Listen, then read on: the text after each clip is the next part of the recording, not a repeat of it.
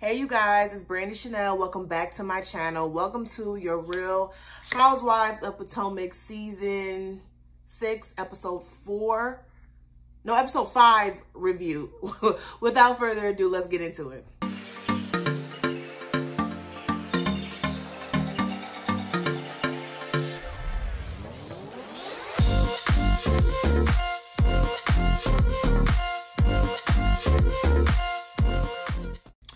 Okay, you guys, so I know I'm late with these reviews.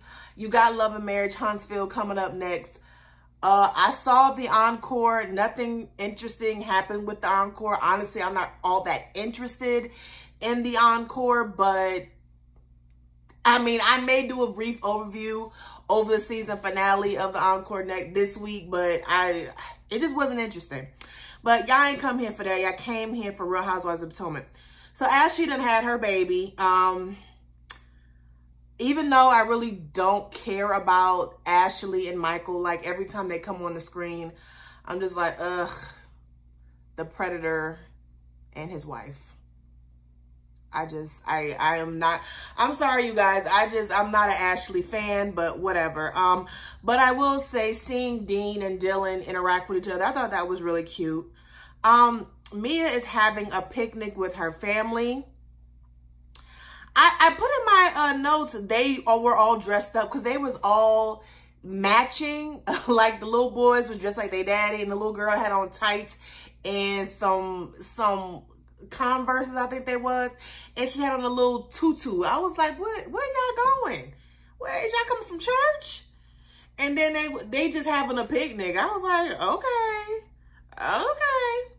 Mia's talking to her son about working too much. She has she's trying to get him to understand why she's working, so hard, to be able to afford to be able to afford a certain lifestyle. I think that's okay. However, there should be some, work-life balance there. So I'm glad she was able to explain it to him, but yet she needs to balance her priorities. She talks about her mom, and so her and her mom just really started becoming close. She invited her mom out with them, but she didn't come for whatever reason. And I think he made a good point when he said, Mia probably reminds her mom of her dad. So that's probably why she doesn't want to be around her or finds it difficult to be around Mia. So Mia needs to explore that in therapy and things of that nature. Candace is packing for the trip. The ladies are going to Williamsburg, Virginia. As Candace is packing, Chris is letting her know, hey, when you come back, we got this, that, and third going on. You got 2 music videos coming up. You busy. And, Candace is explaining how, it's great that she's married to Chris or whatever the case may be. But there's some times where, she wants him to be the husband and really he's the manager. Well, Candace, that's what you get for making your man your manager. Like, girl, no ma'am. What else happened? Chris suggests that Candace invite Ashley, and Candace in her confessional, she's like, girl, I forgot, girl. Candace, you did not forget. Just be real and say you did not forget. I don't blame you because the last time she was in your house, she acted a damn fool. So I'm not mad at that. I'm not mad at that at all. But moving on. Okay, so Giselle visits Ashley. They're talking. Giselle invites Ashley on the girls' trip. I kind of find that funny because even though I understand last week when she invited Mia out for drinks and she said not to bring Karen, I understand her not wanting to bring Karen because she don't get along with Karen. The same way she's inviting Ashley knowing that Ashley and Candace don't get along. So I kind of find that disrespectful and kind of convenient. But anyway, she tells her about Mia, Mia coming to her and basically saying, I want us to get along and, let's, wipe the slate clean and this, that, and the third. Let me tell y'all something. Y'all hyped Mia up so much Y'all hyped her up so much, and she a big ass punk to me. That's how she came off on this episode. She came off like a big ass punk. And y'all hyped her up so much. Oh, she a boss, she a boss, she a boss. No, she a punk ass. That's what she is. And we're going to get into that later. They talk about Wendy's outfit, you know, during the pajama party. And Giselle is making this a thing. Like, she's going to, it seems like throughout the season, she's going to be making this a theme, and she's going to try to relate it to Eddie possibly cheating on Wendy with the white woman that we all know that all about the tea, you know, coming out with they false ass stories, you know, basically putting out that rumor that Eddie was cheating on Wendy. And now Giselle is trying to put it out there, right? Listen, I don't understand why it's so hard for Giselle, Robin, and some of you all who just plain old don't like Wendy to realize that Wendy, when she came on the show, she was 2 months postpartum. I think she's going to mention that next week, but I remember her coming on the show just having a baby. Okay, so I'm pretty sure during that postpartum period, she was adjusting to her body. She was adjusting to her mood swings. There was a lot of adjustments that had to be made. This year, she done got up. She got her some boobs. She got her some booty. Of course, she is going to be a little bit more confident. Of course, she's gonna, you know, show off her chest. I mean, let me have a boob job or get my ass plumped up some. Hell, y'all gonna see me on the gram with all my shit out. I don't care. That's what you do when you lose weight or you gain weight, depending on what you're trying to do, or you get a boob job, or you get, you know, liposuction. That's what happens. You see it all the time when people, you know, go through gastric bypass surgery and, you know, they're not wearing the clothes that they used to wear when they were bigger. Now that they're smaller, they can wear what the fuck they want to wear. So Wendy is not doing anything different. The only thing about it is Giselle is going to make this a thing. And now she's gossiping with Ashley about this whole Eddie cheating rumor thing. And I'm just like, Giselle, it's like you and Robin and Ashley, and I'm gonna include Ashley in this, y'all have the most effed up marriages and relationships, but I don't understand how you have the audacity to talk about everyone else's shit. Okay? I don't understand how we're relating this to Eddie cheating on Wendy when Eddie married Wendy with no ass. Okay? She been had no ass. Okay? She been had no breasts. Okay? And he married her ass anyway. Okay? And that's more than what we can say for you and Jamal's situation, or lack thereof. Whew, let me move on to the next topic before I go in on Giselle's punk ass. Wendy is talking to Eddie about being put in a box. So she's basically discussing with her husband that people expect her to be a certain type of way because of her career. She's a political commentator. She is a professor. So people expect her to be frumpy. People expect her to be proper and conservative, and that's not who she really is. And you know, Wendy is really, I think this show has kind of made Wendy realize that she's not who she wants to be. She really wants to be her authentic self. And she wants to be able to drop it like it's hot. She wants to be able to wear certain type of clothes, and she still wants to be a professor. She still wants to be a political commentator. She still wants to open up her own candle line or home essentials lines, or whatever she's doing. She's, you know, discovering herself. I don't like it that when they were showing the previews of this episode and we went to Wendy asking Eddie, is he fulfilled? They made it seem like it was an issue in their marriage. That's how they kind of framed it, you know, at the beginning of the season when they was doing the trailer, that they were having issues in their marriage. Really, they're just talking about life in general, which most married couples should have. You know what I mean? They then talk about Wendy and her home essentials line. And I kind of find it funny. And, you know, Wendy, I stand for you. I love you, my favorite on the show. Okay. You and Candace. And I'm still on the fence about Karen. I don't know about Karen. I just don't know. But, you know, I stand for you, Wendy. I just kind of find it hard to believe that you got 4 degrees, and you didn't know you need a business plan, open up a business. Like, I get it that her degrees are not in business administration, but all you have to do is Google how to start a business, and it'll let you know step by step what it is you need to do. Like, there's enough resources out there for you to know how to get your business started without actually having to have a degree in business. Like, so I don't understand how she didn't know that she had to have a business plan. Eddie was giving it to her as he was giving it to her real, like, you ain't got a mission statement. You don't know how you're going to finance it because my pockets is closed.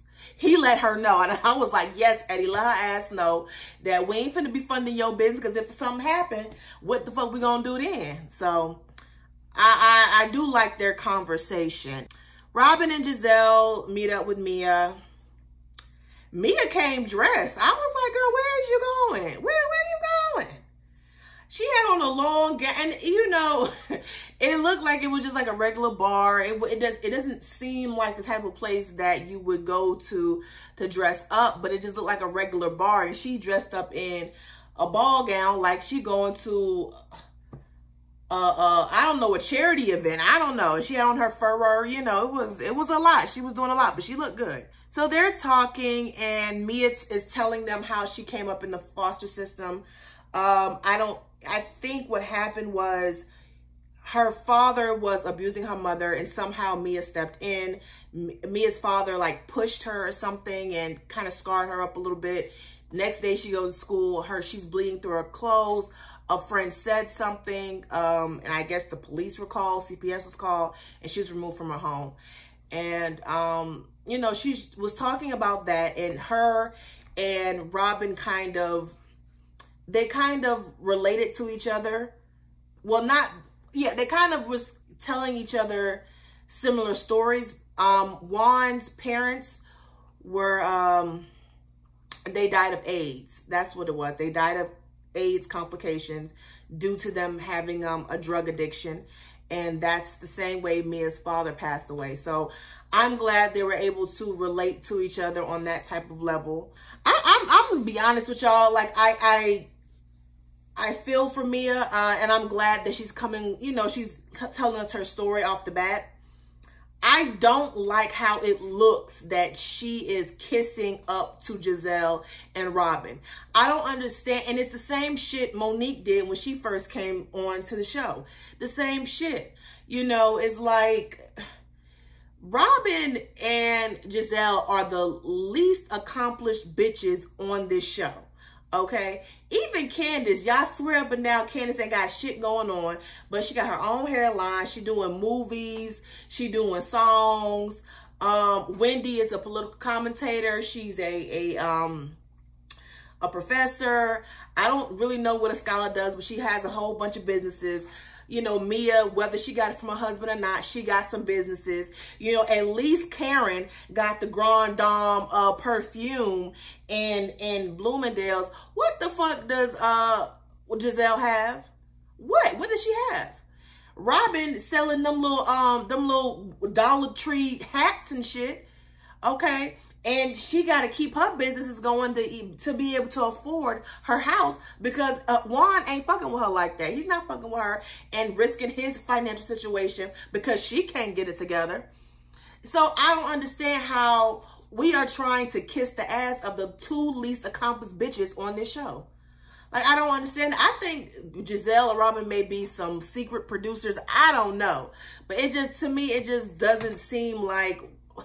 What? I mean, if anything, because of Karen's wisdom, even though Karen is a fucking liar all the time, because of her wisdom, I would think people would be trying to cling to her. And because she's a fan favorite, like, I don't know. That's just me. So it's the ladies, it's the next day, and the ladies go on the party bus. I put in my notes, I liked Wendy's outfit. I liked it. I thought the way people were making it seem like as if it was so, you know, promiscuous, it actually looked good on her. Now, I think she should have went with a black shoe instead of the beige. I don't know, but I thought she looked good. Giselle, once again, making her outfit out to be something, talking about something, there's something deeper going on. No, she's feeling herself right now, and she wants to show it off. Why are we making this a thing? Something happened. So Candace had said something to Robin about having more kids. I don't know why, but you know, her and Juan want to have some more kids. I don't know why. And Robin let them know that he stayed in, you know, he shot her club up, okay? And baby girl, when Wendy got down and started twerking, I said, yes, ma'am, yes, Wendy, yes. I was loving it. I love, like, I'm just loving this season of Wendy. I really am. What they started doing, so the ladies on the pole, you know, that damn Mia be lying. Mia be lying, talking about some she ain't, her job didn't require her to be on the pole. Then she get on the pole, and I'm like, bitch, you know you got it. Mia, you know you damn lying. You lying. You lying. You're lying. She used to strip. We all see she used to strip. The girl talking about something, she saw some friends. Girl, yeah, you had some friends, all right, who was up at the paint with you, okay? Girl, bye. Karen invites Wendy and I think Mia to Siri to see her get inducted. Again, Giselle's making a big deal out of it. And I'm just like, well, they're grown-ass women. They can talk. They can get their issues worked out like grown women. Don't be mad because you can't do that. All right. So they finally get in the house and they're picking the rooms, right? So I don't know what happened. I think Robin was upstairs or something like that. I forgot what it was, but Mia was upstairs and Robin was downstairs, and I think she wanted to be close to Giselle, so she tells Mia, hey, I moved you. Yeah, downstairs right here. And Mia was like, okay, that's fine. Yeah, that's fine. Bitch, y'all, I wish I would let Robin punk me like that. I said, girl, bitch, you gonna have to physically move me. Yes, you have to physically move me. Show me what a strong, young, strapping man you are. Yes, move me physically. You gonna have to ask me, and I still may not say yes. Girl, that's what I'm saying. Y'all hyped Mia up, but she a punk ass. She just like Monique. When Monique first got here, trying to kiss up to Giselle and Robin. For what? You have accomplished more than they have. For what? Girl, stop. Anyway, then they start eating, and Giselle asks, does anyone have anything to apologize over? And, you know, Karen's like, you talking to me? Because I'm waiting on you to apologize to me. And Giselle was talking about Karen was lying on Jamal. I don't understand what that matters now, because you and Jamal are not together, and you, over the years, have lied about Karen. You have lied about her marriage. You still lying, talking about you want Ray to pay his bills. And we just found out that Jamal owes $700,000 in back taxes. Girl, stop. Cut it. Cut it. Okay, Giselle? And that was basically the end of the episode, y'all. Y'all let me know how y'all felt about this week's episode of Real Housewives of Potomac. Don't forget to like, share, comment, and subscribe to my channel. Toodles!